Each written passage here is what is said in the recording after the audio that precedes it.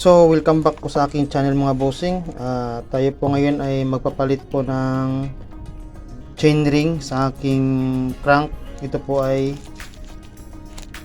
36 teeth mga bossing. Ang brand po nito ay ProWheel. Tingnan natin mga bossing kung mag-fit ba ito sa Shimano Alivio na crankset mga bossing. Ito po ay alloy mga bossing. Ang BCD po nito ay 104mm mga boss. Tapos 36 teeth na po siya mga boss. Compatible po siya sa 36 teeth. Ito po yung ipapalit po natin sa original na crankset natin mga bossing. Yung chainring niya is 36 teeth. So ito yung napili kong ipalit. Testing lang ito mga boss. Mukhang matibay naman po mga boss. ProWheel ang brand. Yung mga pin niya mga boss, medyo okay naman. So ito po yung papalitan natin mga bossing. Ito po ay Shimano Alivio 48, 36 at saka 26 mga boss. 3x po ito. So yung 36 lang yung papalitan natin mga boss. So tanggalin na po natin yung crankset mga boss.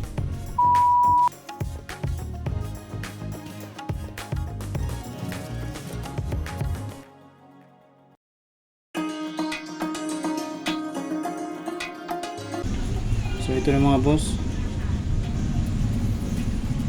Ito po yung papalitan natin mga boss. So ito mga boss. Ito yung ipapalit natin mga boss na chainring. Susukat natin mga boss kung sakto ba siya. Parang sakto naman siya mga boss. So gamit nito itong tool na ito saka alin para pantanggal ng mga lock niya mga boss.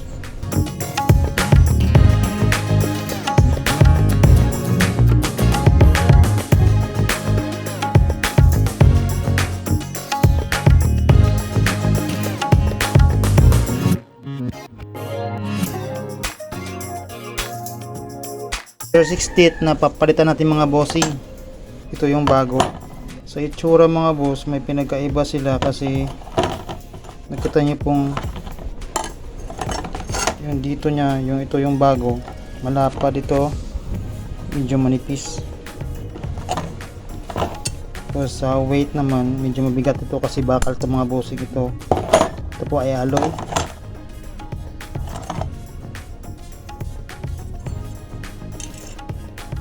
Kung ikumpara yung BCD mga boss, sakto naman po yung BCD mga boss. Ang BCD po nito dito, ito di mula dito hanggang dito is 104mm at mula dito hanggang dito 74mm mga boss. Ang BCD din na malaking ring ko mga boss, ito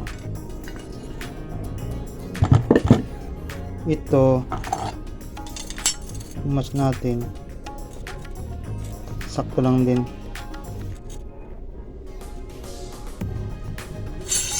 Ang BCD nito mga bossing, itong ganun pa rin, 104mm dito 74mm. So ikabit na natin yung ano mga boss, yung bagong chainring. So bago natin ikabit mga boss, linisan muna natin mga bossing.